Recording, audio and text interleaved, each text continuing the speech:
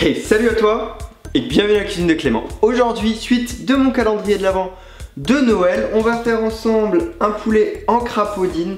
Donc c'est une manière différente de préparer le poulet.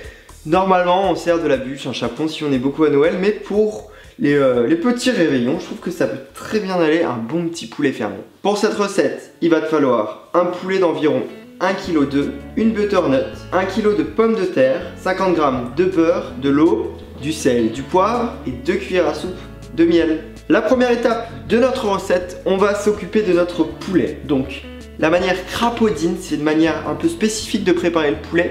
En fait, il va venir s'étaler à plat et ça va permettre d'avoir une cuisson qui va préserver les blancs et ça va être moins sec.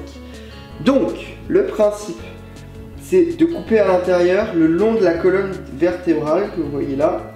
Donc il faut un assez bon couteau quand même pour le faire. Hop.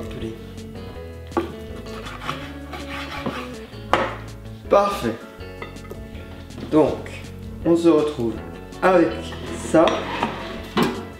Donc je vais prendre mon plat qui va au four et là en fait je vais le retourner et l'aplatir. Voilà, alors en fait les cuisses doivent repasser devant et se croiser. Et voilà, c'est l'étape la plus technique. Ensuite on va préparer nos légumes, ce qui est un peu plus cool. Oui, j'ai été laver ma planche. Alors, comme je disais, on va s'occuper de nos légumes. On va peler notre butternut.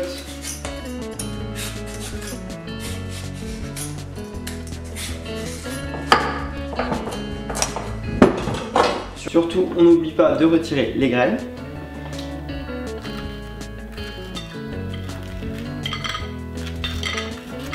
Et le couper en petits dés.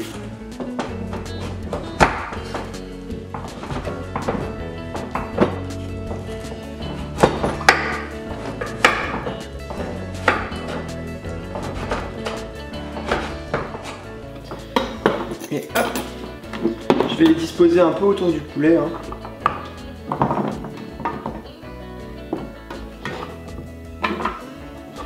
Attention, préchauffage du four, 200 degrés. Et on enchaîne. On fait la même chose avec les pommes de terre, on les épluche et on les coupe en morceaux.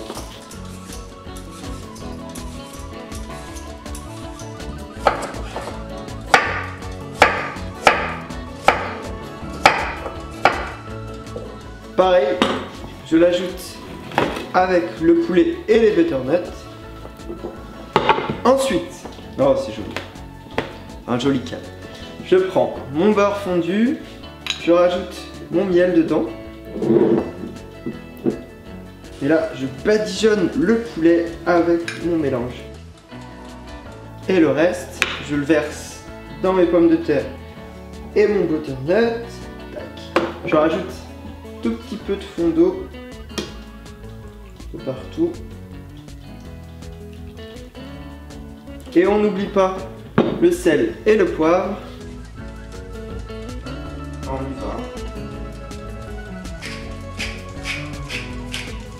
Dernière étape, on va enfourner pour 1 heure environ. Ma recette de poulet en crapaudine est terminée, je vais pouvoir déguster.